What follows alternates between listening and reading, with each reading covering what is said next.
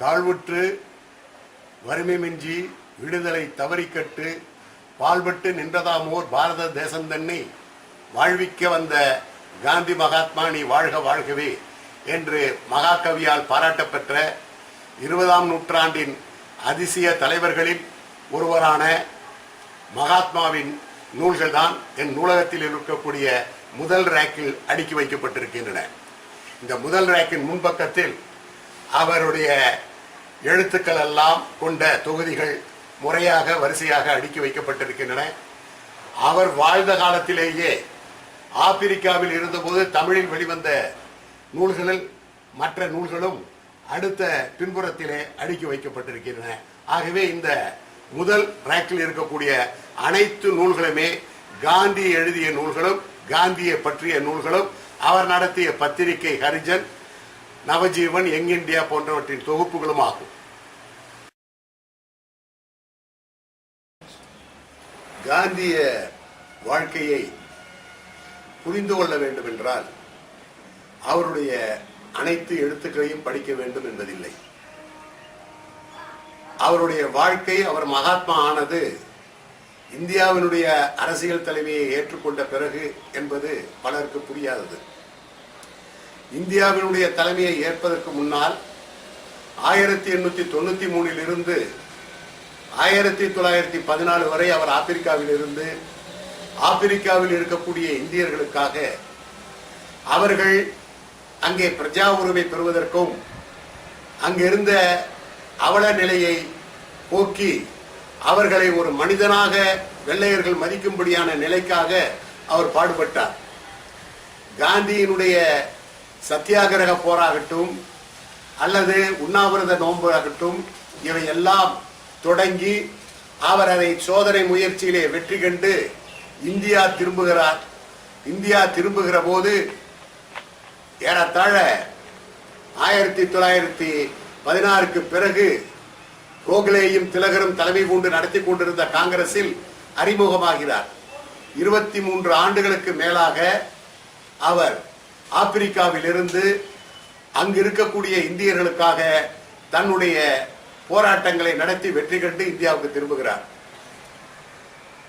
ஆகவே காந்தியினுடைய வாழ்க்கையை நீங்கள் புரிந்து கொள்ள வேண்டும் என்றால் அவர் எழுதிய சுயசரிதை மை எக்ஸ்பெரிமெண்ட்ஸ் வித் ட்ரூத் என்பதோடு தொடங்க வேண்டும் என்பது சரியானதல்ல.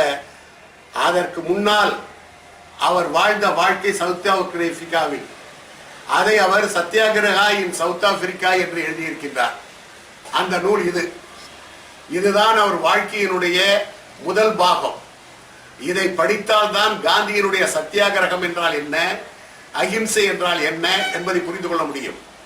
1906 அவர் சத்தியாகிரகத்தையும் அகிம்சை போரையும் தொடங்குகிறார், உண்ணா நோன்பை மேற்கொள்கிறார்.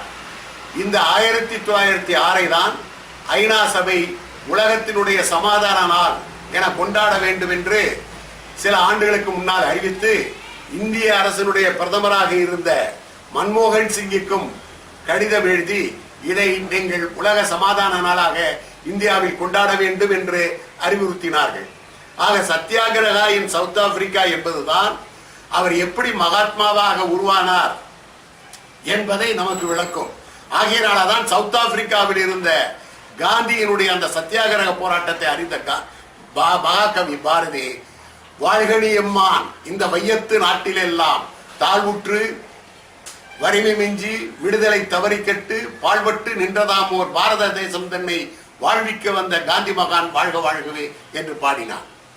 ஆகவே மகாத்மா என்று முதலாக வாய் நிறைய அழைத்து தமிழகத்திற்கும் உலகத்திற்கும் அவரை அடிமைப்படுத்திய மகாகவி பாரதியே கண்டு வேந்து போனான் அவருடைய சத்தியாகிரக முறை போராட்டத்தை பார்த்து.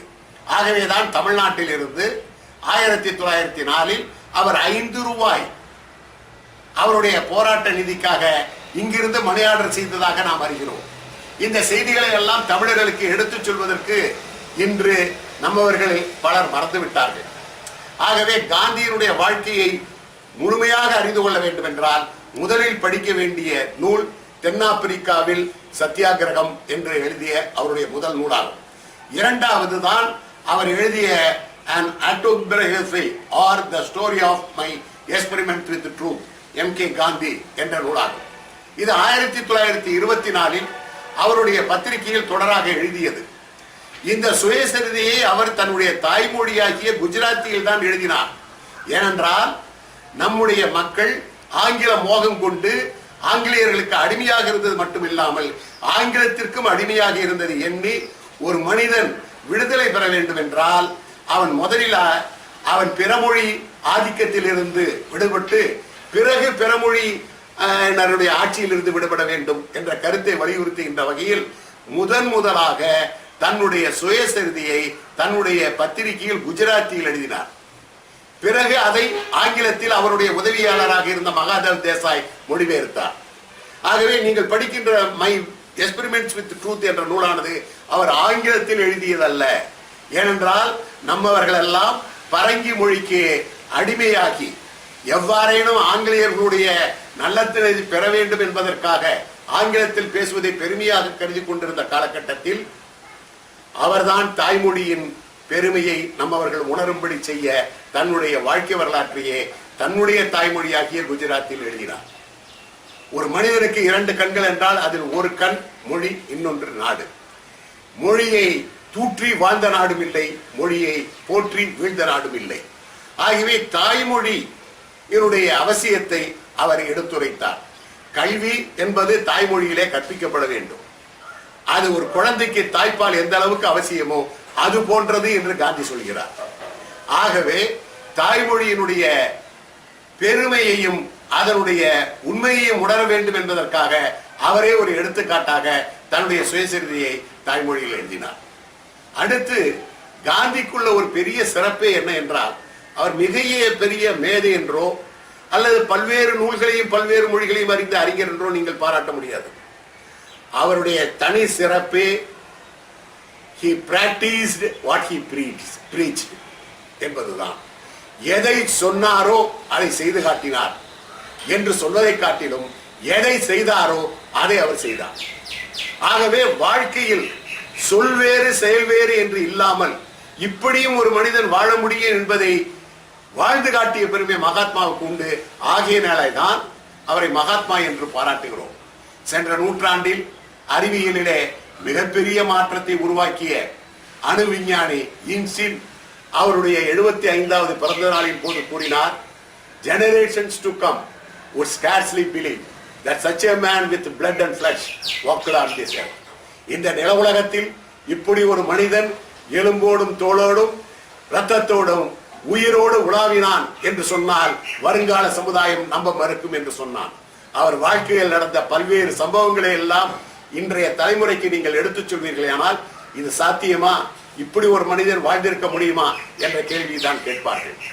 ஆகவே காந்தி என்பவர் இந்த மனிதகுல வரலாற்றில் 3000 ஆண்டு கால வரலாற்றில் ஒரு புதிய அணுகுமுறையை மக்களுக்கு கொடுத்தார். அது என்ன என்றால், ஒரு அடிமைத்தலையில் இருந்து விடுதலை பெற வேண்டும் என்றால் ஆயுதம் தாங்கிய போராட்டத்தில் ஈடுபட்டுதான் வெற்றி பெற முடியும் என்ற நிலையை மாற்றி அஹிம்சை முறையில், உண்ணா நோன்பின் முறையில் அவர் அந்நிய ஏகாதிபத்தியத்தை இந்தியா விட்டு அகற்றினார். The sun never sets in the British Empire என்று சொல்வார்கள். சூரியன் அஸ்தமிக்காத சாம்ராஜ்யத்தை உடைய ஆங்கில பேரரசை இந்தியாவில் இருந்து அவர் அகலச் செய்வதற்கு மேற்கொண்ட இந்த யுத்த நெறிமுறை இருக்கிறதே, அதுதான் அஹிம்சா போர் முறை. அது அஹிம்சா போர் என்று சொல்வதே தவறு. அஹிம்சை முறையினாலே அவர் வென்றெடுத்தார்.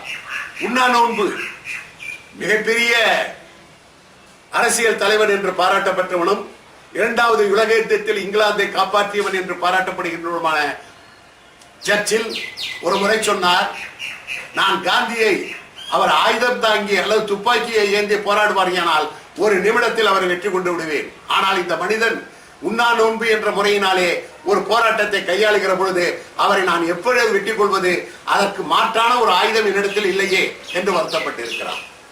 எந்த ஒரு மனிதன் அவரை அரை நிர்வாண பக்ரி என்று சொல்லி அவரை ஜார்ஜ் 5 அவர்கள் இங்கிலாந்தினுடைய அரசியல் சட்டத்தையே ஒதுக்கி வைத்து விட்டு அவருடைய அரண்மனையில் அவரை விருந்தினராக அழைத்து அவரோடு பேசுவதை இழுக்கு அவமானம் என்று சொன்னாரோ, அந்த வின்ஸ்டன் சர்ச்சில் சொல்கிறார், அவருடைய அணுகுமுறையை என்னால் விளங்கிக் கொள்ள முடியவில்லை, ஆகியனாலே அவரை எதிர்த்து என்னால் வீழ்த்த முடியவில்லை என்று சொல்கிறார். அந்த அளவுக்கு உலகத்தில் ஒரு புதிய முறையை கையாண்டு இந்திய மக்களுக்கு ஒரு உணர்வை ஊட்டிய பெருமை காந்திக்கு தான் உண்டு. ஆகியனால்தான் வெள்ளையர்கள் சொன்னார்கள், அவர்கள் களிமண்ணுக்கு கூட உயிரை ஊட்டக்கூடிய ஆற்றல் உடையவன் என்று சொன்னார். ஒரு சம்பவத்தை நான் உங்களுக்கு நினைவுபடுத்த ஆசைப்படுகிறேன். இந்தியா விடுதலை பெற்ற நேரத்தில் இந்தியாவினுடைய கவர்னர் ஜெனரலாக இருந்த மவுண்ட் பேட்டன் காந்தி அப்பொழுது டெல்லியில் இருக்கக்கூடிய பங்கி காலனியில் குடியிருக்கிறார். தாழ்த்தப்பட்ட வகுப்பு மக்கள் இருக்கக்கூடிய பகுதி.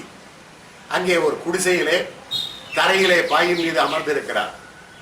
இந்தியாவினுடைய கவர்னர் ஜெனரல் ஆகிய மவுண்ட் பேட்டன் அவரை சந்திக்க விரும்புகிறார். உடனே அந்த செய்தி காந்தியினிடத்திலே தெரிவிக்கப்படுகிறது. வரட்டும் என அவர் சம்மதம் தெரிவிக்கின்றார். வந்தால் அவர் ஒரு கப்பற்படை தலைவனாக இருந்தவர் ஆகியனாலே எப்பொழுதும் ஒயிட் அண்ட் ஒயிட்டிலே தான் இருப்பார். ஆகவே அவர் அமர்வதற்கு நாற்காலிகள் வேண்டுமே, அதை இங்கே போடலாமா என்று கேட்டபொழுது, அது அவருடைய சௌரியத்திற்கேற்ப நீங்கள் எதை வேண்டுமானாலும் செய்து கொள்ளலாம், நான் தரையில் தான் அமர்ந்திருப்பேன் என்று சொல்லிவிடுகிறார். மவுண்ட் பேட்டன் வருகிறார். உலகம் போற்றுகிற உத்தமர் தரையில் அமர்ந்திருக்கிற பொழுது நான் நாற்காலியில் அமர்வது எனக்கு பெருமை அல்ல என சொல்லி தரையில் அவரோடு சமமாக அமர்ந்து சம்மணமிட்டு அமர்ந்து அவரோடு உரையாடினார் என்ற செய்தியை படிக்கின்றோம். நீங்கள் நினைத்து பாருங்கள், இன்று நடைமுறையிலே அரசியல்வாதிகள் பின்பற்றுகிற முறையையும் சிலர் போகிற ஊருக்கு தாங்கள் அமர்வதற்கான நாற்காலியை ஒரு வண்டியிலே எடுத்துச் செல்கிற இந்த காலகட்டத்தில் இந்தியாவிலேயே ஆண்ட பரம்பரையை சேர்ந்த வம்சத்தில் வந்த லார்டு மவுண்ட் பேட்டன் இந்தியாவின் கவர்னர் ஜெனரல் இவரை பார்க்க வருகிற போது அவர் அமர்ந்திருக்கிற தமையில் அமர்ந்தால் தான் எனக்கும் பெருமை என்று சொல்லி அமர்ந்தார் என்றால் அவருடைய அந்த திறன் எத்தகையது என்பதை நீங்கள் யூகித்து பாருங்கள். அதுதான் காந்திக்கு உள்ள பெருமை. இவற்றை எல்லாம் ஏறத்தாழ 79 ஆண்டுகள் வாழ்ந்த மகாத்மாவினுடைய வாழ்க்கை சம்பவங்கள் 93 தொடங்குகிறது என்பதில்லை. பிறந்து என்று அவர் தந்தையினுடைய மரணத்தின் போது தன் மனைவியோடு இருந்ததை வருத்தத்தோடு சொல்லி தொடங்குகிறார். அது முதல் அவர் 1948 ஜனவரி 30ஆம் நாள் கோட்சேயினுடைய குண்டுக்கு பலியாகிற வரை நடந்த சம்பவங்கள் அனைத்துமே உலகம் இன்றல்ல வருங்காலத்திலும் என்றும் போற்றி பின்பற்ற வேண்டிய ஒரு வாழ்க்கை செய்தியாகும். அவருடைய வாழ்க்கை வரலாறு என்பது அவருடைய காலத்திலேயே எழுதப்பட்ட அங்கீகரிக்கப்பட்ட ஒரு வாழ்க்கை வரலாறு டிஜி டெண்டுல்கர் என்பவரால் எழுதப்பட்டதாகும். அது 8 தொகுதிகளை கொண்டது. டிஜி டெண்டுல்கர் புத்தக வெளியீட்டு துறையிலும் மிகப்பெரிய சாதனையாளர். அந்த டெண்டுல்கர் அவர்கள் காந்தியினுடைய அனுமதியோடு அவருடைய வாழ்க்கையை தொகுத்து 8 தொகுதிகளாக வெளியிட்டு இருக்கிறார். 21/10/1947 மை டியர் டெண்டுல்கர் என அவருக்கு எழுதிய கடிதம் இந்த முதல் தொகுதியிலே இடம்பெற்றிருக்கிறது.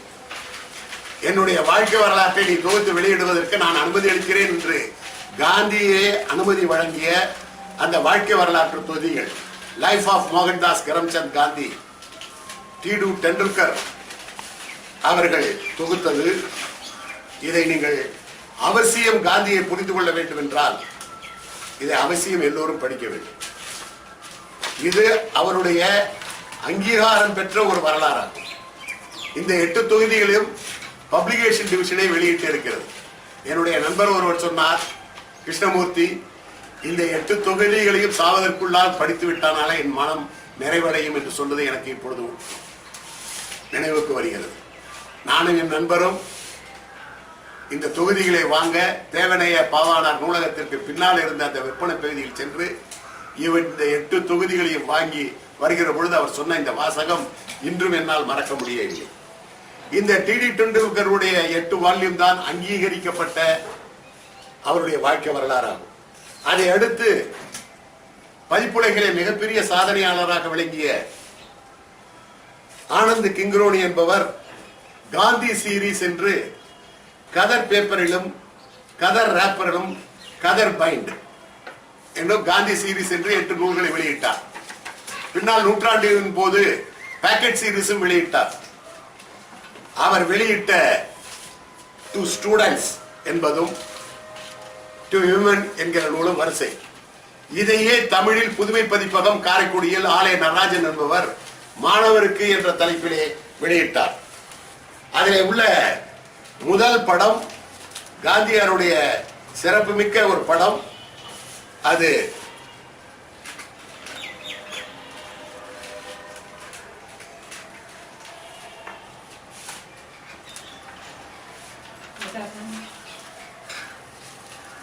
இந்த படத்தோடு மாணவருக்கு என்ற இந்த தொகுதி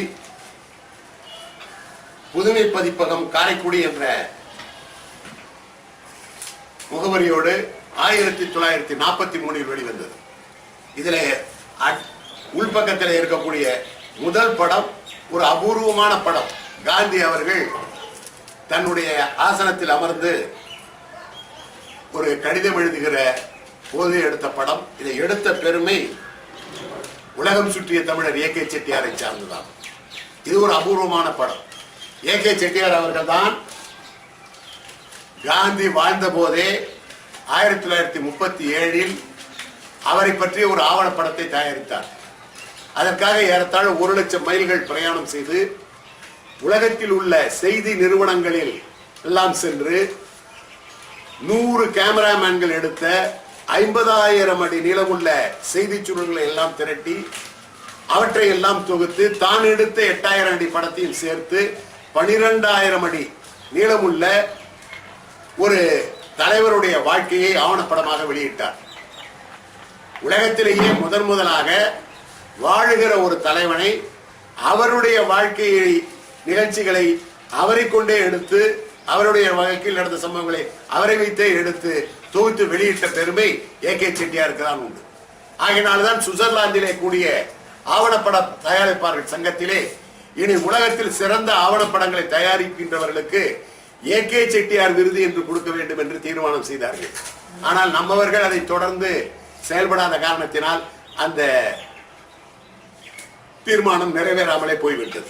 ஆகவே ஏ.கே. செட்டியார் அவர்கள் மிக அற்புதமாக காந்தியாருடைய படத்தை எடுத்திருக்கிறார்கள். அது 1937-38 தமிழ் தெலுங்கிலே வெளிவந்தது. பிறகு அவர் மறைவுக்கு பிறகு அவருடைய இறுதி ஊர்வலத்திலிருந்து தொடங்குவதைப் போல அவருடைய வாழ்க்கையை ஹாலிவுட்டில் ஆங்கிலத்திலும் எடுத்தார். அது 1954 ரிலீஸ் ஆகிற போது அப்பொழுது அமெரிக்க ஜனாதிபதியாக தேர்ந்தெடுக்கப்பட்ட ஐசனோவர் அவர்கள் பதவி பிரமாணம் செய்து கொண்ட பிறகு சான் பிரான்சிஸ்கோவிலே ஒரு திரையரங்கில் ஏ.கே. செட்டியார் வலதுபுறம் அமர்ந்திருக்க 35 நாடுகளின் பிரதிகள் சூழ்ந்திருக்க அந்த படத்தை செட்டியாரை திரையிட்டு காட்டுகிறார். மறுநாள் நியூயார்க் டைம்ஸிலிருந்து எல்லா பத்திரிகைகளிலும் காந்தியாருடைய ஆவணப்படத்தை ஐசனோவர் பதவி பிரமாணம் முடிந்தவுடன் பார்த்த செய்தி வெளிவருகிறது. அதை கேள்விப்பட்ட 20th century fox company A K. செட்டியாரை அணுகி, நீ எடுத்த அந்த காந்தியாருடைய ஆவணப்படத்தை எங்களுக்கு காப்பிரைட் கொடுத்தால் உனக்கு 20 லட்சம் தருகிறோம் குடு என்று கேட்கிறார். அப்பொழுது ஏ.கே. செட்டியார் சொன்னார், நான் காந்தியை விற்க மாட்டேன் என்று சொல்லி நேருவினிடத்தில் இது ஒரு தேசிய சொத்து, ஆகவே இந்த தேசிய சொத்தை நீங்கள் பாதுகாத்து வைத்துக் கொள்ளுங்கள் என்று கொடுத்து விட்டார். அது பல நாட்கள் எங்க இருக்கிறது என்று தெரியாமலேயே கடைசியாக பென்சில்வேனியா யூனிவர்சிட்டியிலே அந்த ஆங்கில படத்தொகுப்பு இருப்பதை அறிந்து நம்முடைய வரலாற்று அறிஞர் வெங்கடாசலபதி அவர்கள் அதை தேடி எடுத்து வந்தார். பிறகு மதுரையில் இருந்த 37-38 எடுத்த தமிழ் படமும் கிடைத்தது. அதை 2007 நாங்கள் புதுக்கோட்டையிலே 4500 மாணவர்கள் பார்க்கும்படியாக ஒவ்வொரு கல்வி நிலையங்களுக்கும் சென்று, கல்லூரி மேல்நிலை பள்ளிகளுக்கெல்லாம் சென்று மற்றுமுள்ள ஆரம்ப பள்ளிகளுக்கும் பொதுமக்களுக்கும் காட்டியிருக்கிறோம். அந்த படத்தை பார்த்தாலே காந்தியினுடைய சாதனை என்ன என்பது தெரியும்.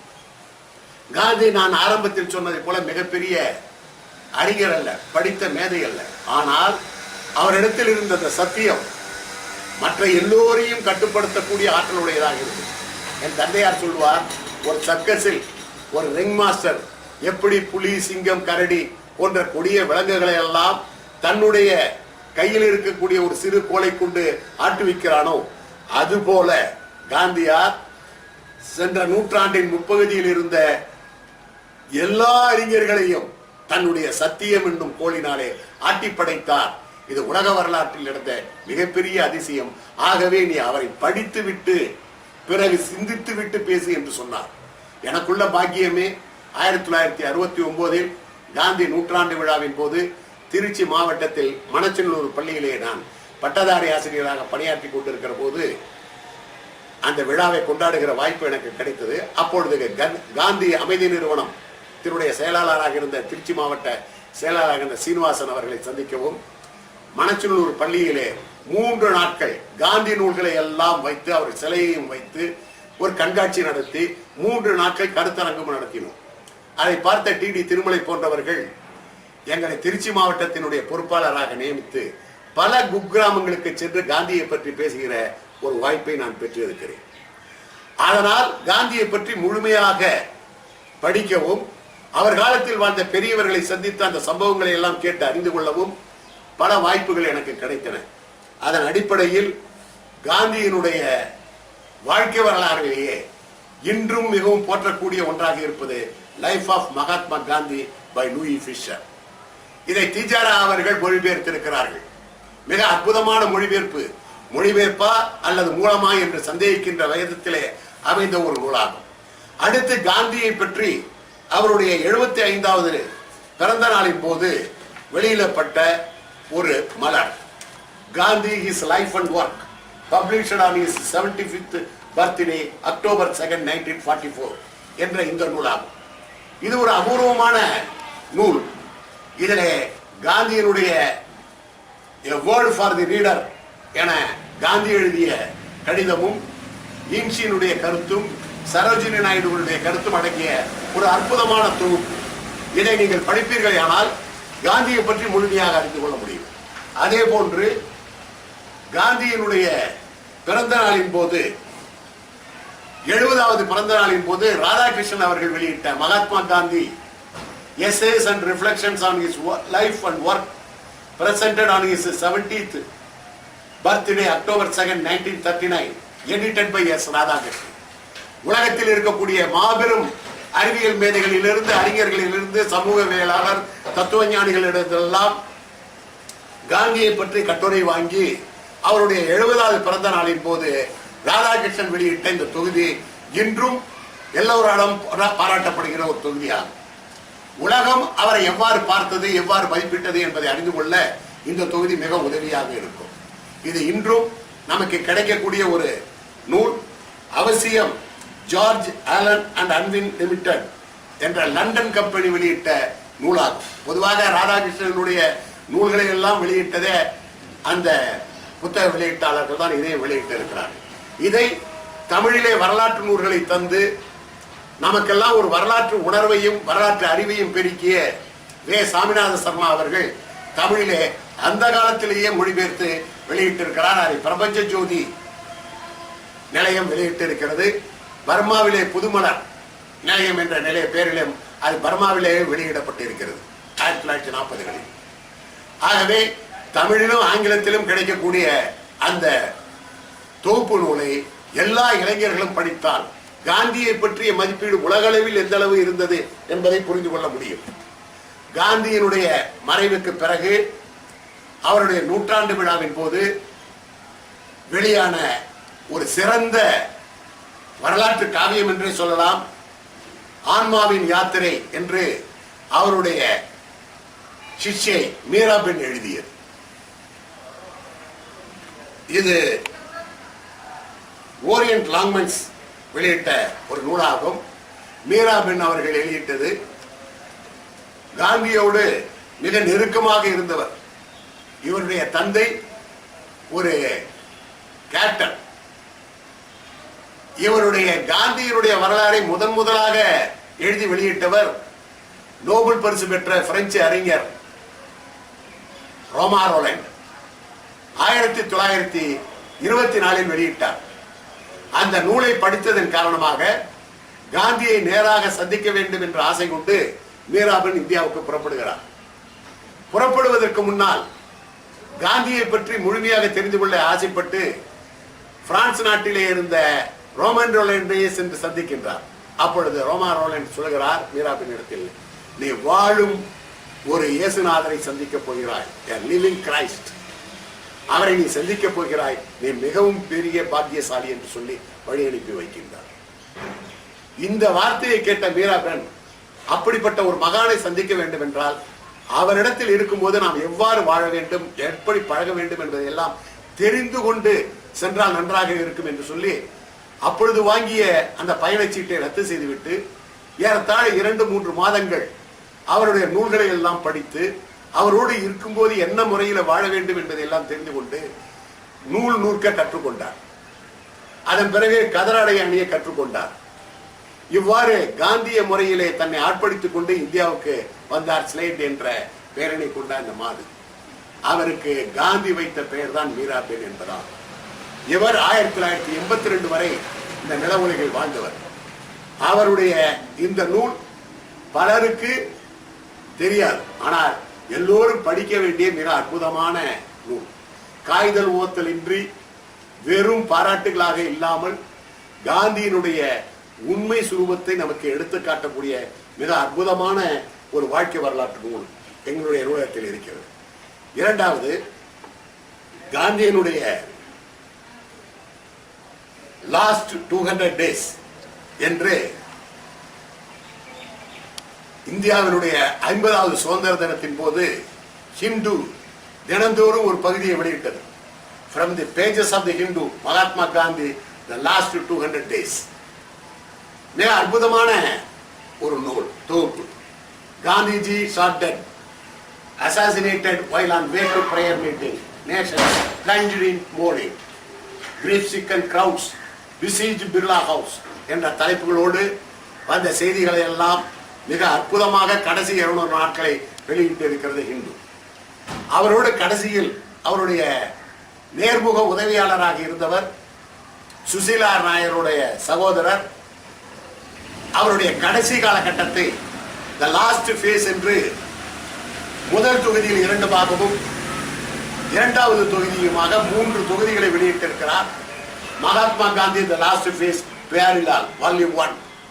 இது நீங்கள் ஏதோ ஒரு பொன்னியின் செல்வன் சரித்திர நாவலை படிப்பதை போல இருக்கும்.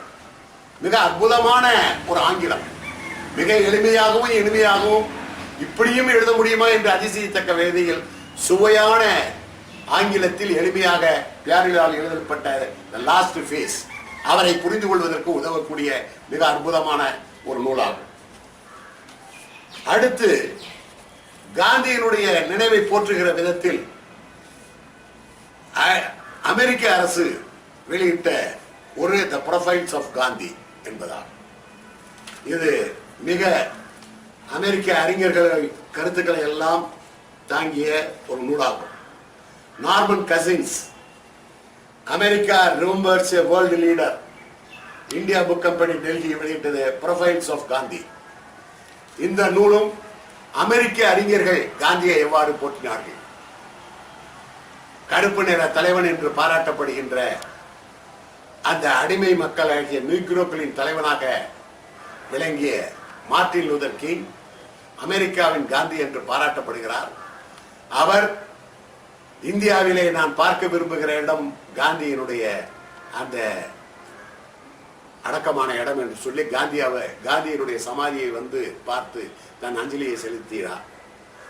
அவராலும் போற்றப்பட்டு இந்த அமெரிக்க காந்தி என்று அழைக்கப்படுகின்ற மார்ட்டின் லூதர் கிங்கினால் தனக்கு வழிகாட்டி என்று ஏற்றுக்கொள்ளப்பட்ட காந்தியை பற்றி அமெரிக்க அறிஞர்கள் கென்னடியும் தனக்கு வழிகாட்டி என்று பாராட்டி இருக்கிறார்.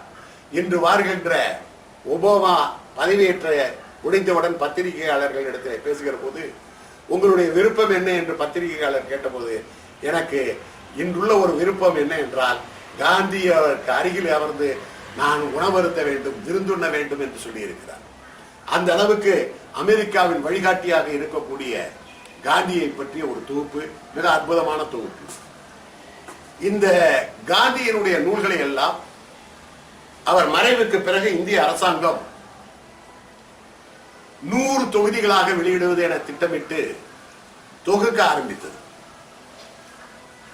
அந்த The Collector Notes of Mahatma Gandhi 100 volumes இந்த மாதிரி டபுள் டபி சைஸில் 55,000 பக்கங்கள் காந்தியினுடைய எழுத்துக்கள் துவக்கப்பட்டிருக்கின்றன. இது நேருவின் மறைவின் வரை முறையாக செயல்பட்டு வந்தது பிறகு கொஞ்ச காலம் இடையிலே நின்றுவிட்டது. பிறகு 1977 மொரார்ஜி அவர்கள் பதவியேற்றவுடன் இந்த தடைப்பட்ட இந்த தொகுப்பு பணியை தொடர்ந்து முடிக்க வேண்டும் என்று விரைந்து செயல்படுத்தி நம்முடைய நாட்டை சார்ந்த பேராசிரியர் கே சுவாமிநாதன், அவர் பிரசிடென்சி கல்லூரியிலே ஆங்கில பேராசிரியராக இருந்தவர், அவருடைய தலைமையில், அவருக்கு அப்பொழுது 90 வயது கடந்து விடுகிறது, அவர் இந்த தொகுப்பை நிறைவு செய்கிறார். 100வது வால்யூம் இது. இதுதான் கலெக்டர் ஓட்ஸ் of Mahatma Gandhi volume 100, volume of prefaces என்று இருக்கிறது. இந்த தொகுதியோடு நிறைவடைகிறது. இந்த 100 தொகுதிகளின் மொத்த பக்கங்கள் 55,000. ஆனால் இதோடு முடிந்து விட்டதாக யாரும் கருதி விடாதீர்கள். இது தொகுக்கப்பட்டது. Collected quotes, it is not the complete quotes of Mahatma Gandhi. Complete quotes என்றால் இதை போல இன்னும் 200 தொகுதிகள் வர வேண்டும். அப்பொழுதுதான் காந்தியினுடைய எழுத்துக்கள் நிறைவடையும். காரணம் என்ன என்றால், காந்திக்கு நீங்கள் திங்கட்கிழமை ஒரு கடிதம் எழுதுகிறீர்கள், அவர்களுக்கு அது புதன்கிழமை சென்று சேர்கிறது என்று வைத்துக் கொள்ளுங்கள். புதன்கிழமை மதியம் 2 மணிக்கு படித்து விடுவார்கள்.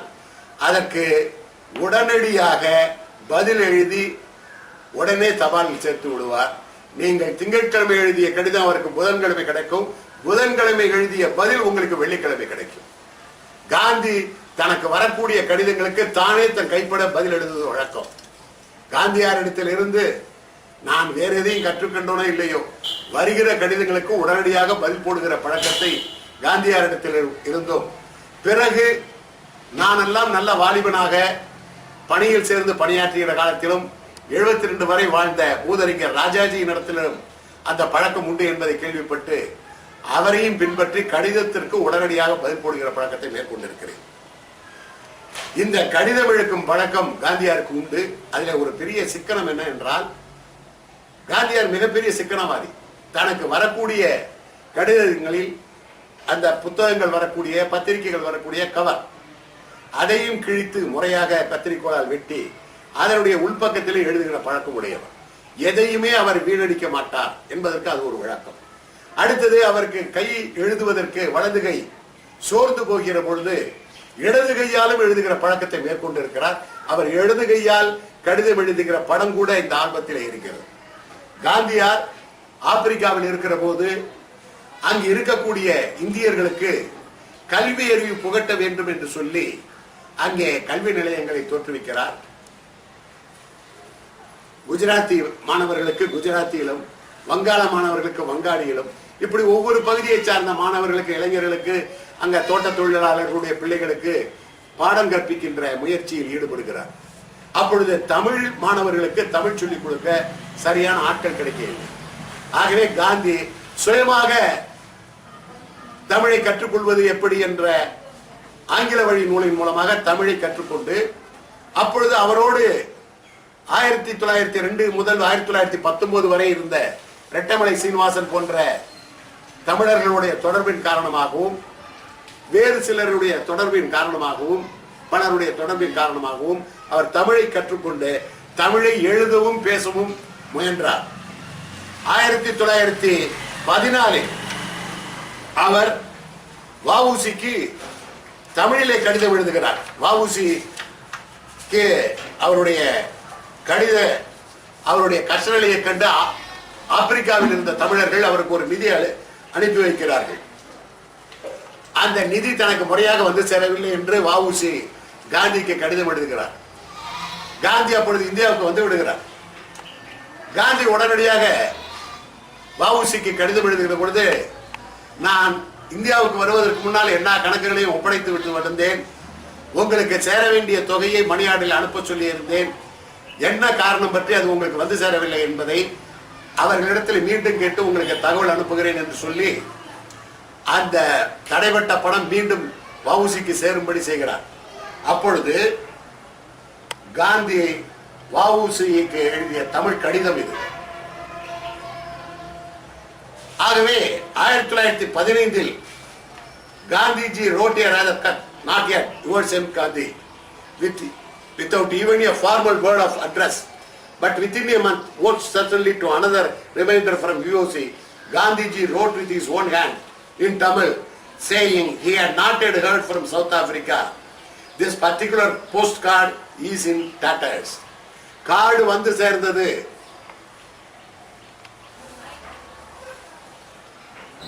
விரிவான பதில்கள் வந்து சேரவில்லை, தெரிந்ததும் தெரிவிக்கிறேன் என அவர் எழுதிய கடிதம், தமிழிலே எழுதிய கடிதம். இப்படி தமிழில் கற்க வேண்டும் என்ற ஆசை உடைய பாரதி இன்று ஒரு சிலர் அரசியல் காழ்ப்புணர்ச்சியின் காரணமாக மகாத்மாவை கொச்சைப்படுத்துகிற விதத்தில் வஉசிக்கு ஆப்பிரிக்க தமிழர்கள் கொடுத்த தொகையை கூட அவர் முறையாக வஉசியிடம் சேர்க்கவில்லை என்றெல்லாம் வரலாறு எழுதி கொண்டிருக்கிறார்கள். இந்த தகவலை அறிந்த போதுதான் நண்பர் வெங்கடாசலபதி அவர்கள் இந்த ஆவணங்களை எல்லாம் தேடி எடுத்து இதை வெளியிட்டு இருக்கிறார் ஹிந்துவிலே. இது 2003 ஜனவரி 26ஆம் தேதி ஹிந்துவிலே வந்த ஒரு சிறப்பு கட்டுரை. இதிலே வஉசிக்கு அவர் தமிழில் எழுதிய கடிதமும் இருக்கிறது. எல்லா தொகையையும் முறையாக அவருக்கு சேர்க்கும்படி செய்த பெருமை காந்திக்கு உண்டு. ஏறத்தாழ 347 ரூபா 12 has come from Srimad Gandhi. I have given rupees to the pressman for casting new types. Within the remaining money, I have settled all my debts except one of rupees 50. I will need further money only to buy paper. இந்த மாதிரி எழுதி இருக்கிறார் வஉசியே. ஆகவே தப்பிதமான காற்று வாக்கில் காதில் வந்து விழுகின்ற காழ்ப்புணர்ச்சி கொண்டவர்கள் சொல்கிற செய்திகள் எல்லாம் நம்மவர்கள் வரலாறாக எழுதி கொண்டிருக்கிற போது நல்ல வேளையாக வெங்கடாசலபதி போன்றவர்கள் ஹிந்துவினுடைய பழைய ஆவணங்களில் இருந்து இந்த உண்மையை வெளிப்படுத்தி இருக்கிறார்.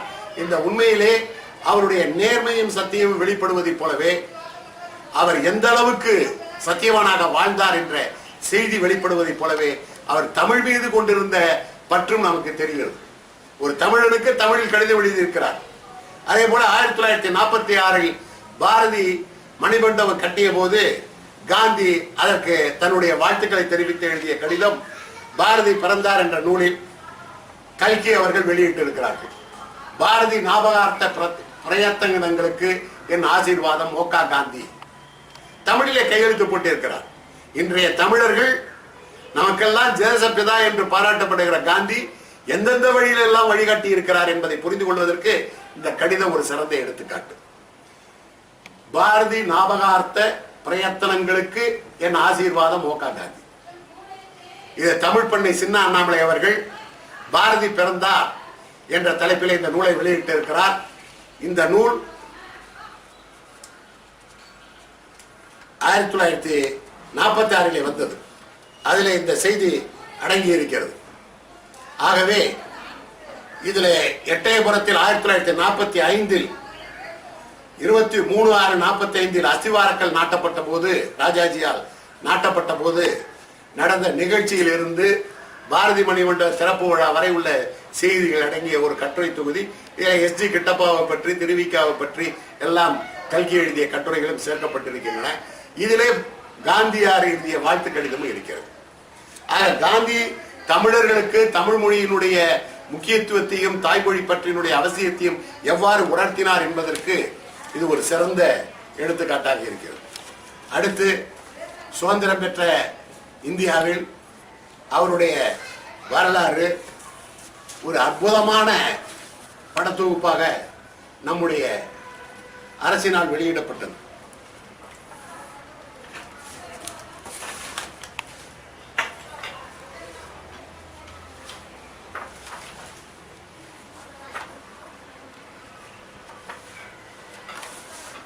இது publication divisions, ministry of information broadcasting, government of India வெளியிட்ட ஒரு அற்புதமான காந்தியினுடைய வாழ்க்கை படத்தொகுப்பு.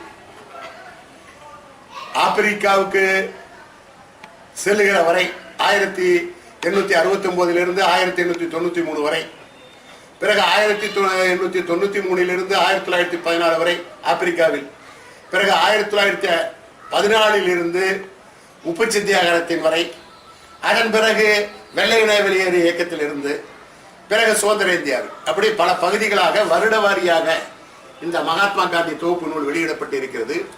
இது தூக்குவதற்கே கூட சிரமமா இருக்கிறது, அவ்வளவு வெயிட். மிக அற்புதமான ஒரு படத்தொகுப்பு. இதை படித்தால் காந்தியினுடைய வாழ்க்கை வரலாறை படிப்பதை போன்ற ஒரு உணர்வே நமக்கு ஏற்படும். இது 1954 வெளியிடப்பட்ட நூல். இப்பொழுது இது கிடைப்பதில்லை. ஆனால் இதனுடைய சிறிய வடிவத்தில் ஒரு நூலை வெளியிட்டிருக்கிறார்கள். இந்த நூலை படித்தால் காந்தியினுடைய வாழ்க்கையை நாம் முழுமையாக உணர்ந்தவர்களாகும். காந்தியினுடைய பல்வேறு படங்கள் கடைசி இறுதி யாத்திரை வரை இதில் இடம்பெற்றிருக்கிறது. மிக அற்புதமான ஒரு தொகுப்பு. இதை படித்தாலே போதும். இதையெல்லாம் இன்று இருக்கக்கூடிய இளைய தலைமுறையினருக்கு நாம் காட்டுதல் வேண்டும். அப்போதான் காந்தியினுடைய பெருமையை அவர்கள் உணர்ந்து கொள்ள ஏதுவாக இருக்கும். காந்தியினுடைய இறுதி ஊர்வலம் வரை மட்டுமல்ல, அவர் ஏற்படுத்திய டால்ஸ்டாய் பண்ணை, சபர்மதி சேவாகிரக ஆசிரமம், இவற்றினுடைய படங்கள் மற்றும் அவருடைய இறுதி அஞ்சலிக்கு வந்த உலக தலைவர்களுடைய படங்கள், அவருடைய இறுதி ஊர்வல படம் எல்லாமே இதில் இடம்பெற்று இருக்கிறது.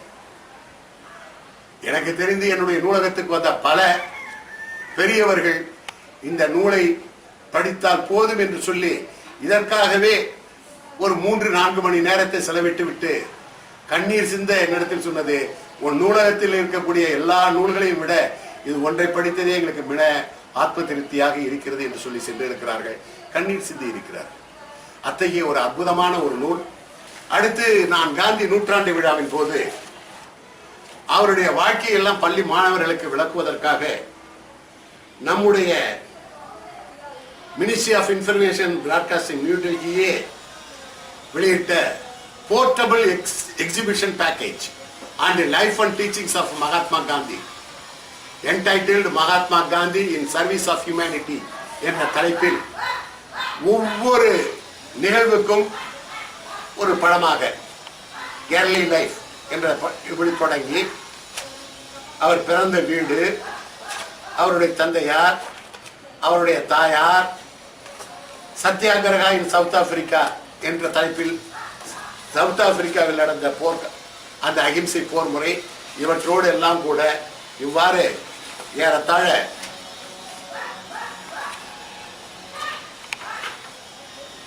ஒரு 67 படங்களோடு இந்த போர்ட்டபிள் எக்ஸிபிஷன் எங்கு வேண்டுமானாலும் சென்று நான் இந்த அட்டைகளை மாட்டி காந்தியினுடைய வாழ்க்கை வரலாற்றை இளைஞர்களுக்கு காட்ட முடியும். இது ஒரு அருமையான தொகுப்பு. இதெல்லாம் அவருடைய நூற்றாண்டு விழாவுக்கு முன்னர் அரசாங்கமே செய்த ஒரு சில செயல் திட்டமாகும். அதே போல paintings and sculptures on Mahatma Gandhi ரொம்ப அற்புதமான ஒரு வெளியீடு. இது உலகத்தினுடைய சிறந்த ஓவியர்கள் எல்லாம் வரைந்த ஒரு தொகுப்பு. இதெல்லாம் காந்தியினுடைய படம், அவரை பற்றி உலக புகழ்பெற்ற ஓவியர்கள் வரைந்த அந்த ஓவியங்களுடைய தொகுப்பு, சிற்பிகளுடைய படம், இவையெல்லாம் இதில் இடம்பெற்று இருக்கிறது. இதையும் இந்த போர்ட்டபிள் எக்ஸிபிஷனோடு சேர்த்து காட்டினால் மாணவர்களுக்கு மிக பயனுள்ளதாக இருக்கும். இதான் paintings and sculptures of Mahatma Gandhi. அதே போல மெசேஜ் ஹோமேஜ் என்ற தலைப்பில் அரசாங்கம் வெளியிட்டது. அவருடைய மறைவுக்கு பிறகு உலக தலைவர்கள் எல்லாம், உலக நாடுகள் எல்லாம் எவ்வாறு காந்திக்கு அஞ்சலி செலுத்தின என்ற ஒரு தொகுப்பு நூல் இது. இவையெல்லாம் இன்றைய தலைமுறையினருக்கு நாம் எடுத்து காட்ட வேண்டிய, எடுத்து சொல்ல வேண்டிய நூல்களும் பட தொகுப்புகளும் ஆகும். காந்தியை பற்றி 1906க்கு முன்னரே தமிழிலே நூல்கள் வந்திருக்கின்றன. உலகம் சுற்றிய தமிழர் ஏகே செட்டியார் அவர்கள் காந்தியினுடைய நூற்றாண்டு விழாவின் போது சுதேசமித்திரன் அலுவலகத்தில் அவர் காந்தி ஆப்பிரிக்காவில் இருக்கும் பொழுது சுதேசமித்திரன் வாசகர் பகுதிக்கு வந்த கடிதங்களை எல்லாம் தொகுத்து சத்தியாகிரகம் என்ற தலைப்பிலே 2 தொகுதிகளை வெளியிட்டிருக்கிறார். அப்பொழுது சத்தியாகிரகத்தில் இருந்த தமிழர்கள் காந்தியினுடைய வழியில் எவ்வாறு சென்றார்கள், செயல்பட்டார்கள் என்பதை எல்லாம் அந்த கடித வாயிலாக நாம் அறிந்து கொள்ள முடியும். 16 வயது நிரம்பாத தில்லையாடி வள்ளியம்மை காந்தியின் சத்தியாகிரக புறவில் ஈடுபட்டு தன் உயிரை தியாகம் செய்த வரலாறு எல்லாம் கடிதங்களாக இங்கே செய்திகள் தெரிவிக்கப்பட்டு சுதேசத்தில் வெளியாகி இருப்பதை எல்லாம் ஏகே செட்டியார் சத்தியாகிரகம் என்ற தலைப்பிலே வெளியிட்டிருக்கிறார். ஆகவே காந்தியுடைய நூல்களிலேயே அவர் முதலாவதாக எழுதிய நூல் ஹிந்து ஸ்வராஜ். அந்த ஹிந்து ஸ்வராஜ் 1906 எழுதப்பட்டது. அது கேள்வி பதிலாகவே அமைந்த ஒரு நூல். அதை தமிழில் 1906 இங்கே வெளியிட்டு இருக்கிறார்கள்.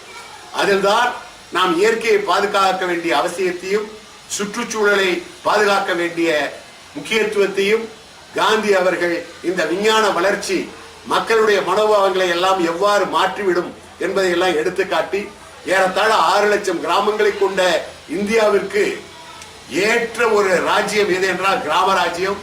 நான் காண விரும்புகிற கிராம ராஜ்யம் தான் உண்மையான ராமராஜ்யம் என்று சொல்லி கிராம பொருளாதாரத்தை மேம்படுத்துவதற்கும் கிராம மக்களுக்கான தொழில் வகைகளையும் எடுத்து சொல்லி இந்த நகர மாயையிலிருந்து மக்கள் விடுபட்டு இந்தியா என்பது ஒரு விவசாயிகள் நாடு, இந்தியா என்பது கிராமங்களால் சூழப்பட்ட ஒரு நாடு, இந்த நாடு முன்னேற வேண்டும் என்றால் அதை கிராமத்தினுடைய முன்னேற்றத்தில் தான் இருக்கிறது என்பதை முதலாக எடுத்துக்காட்டி அதற்காகவே ஒரு பொருளாதாரத்தை உருவாக்கி அதற்கு கிராம பொருளாதாரம் என்று சொல்லி அந்த கிராம பொருளாதாரத்தில் அமெரிக்க நாட்டிலே படித்து வந்த ஜே.சி. குமரப்பாவை கொண்டு காந்திய பொருளாதாரம் என்ற தலைப்பிலே எவ்வாறு நம்முடைய மக்கள் தங்களுடைய சுய கரங்களினாலே உழைத்து முன்னேற முடியும், இந்தியாவை இந்த மக்கள் சக்தியை கொண்டு எப்படி உயர்த்த முடியும் என்பதை நிரூபித்து காட்டியவர் காந்தி அவர்கள்.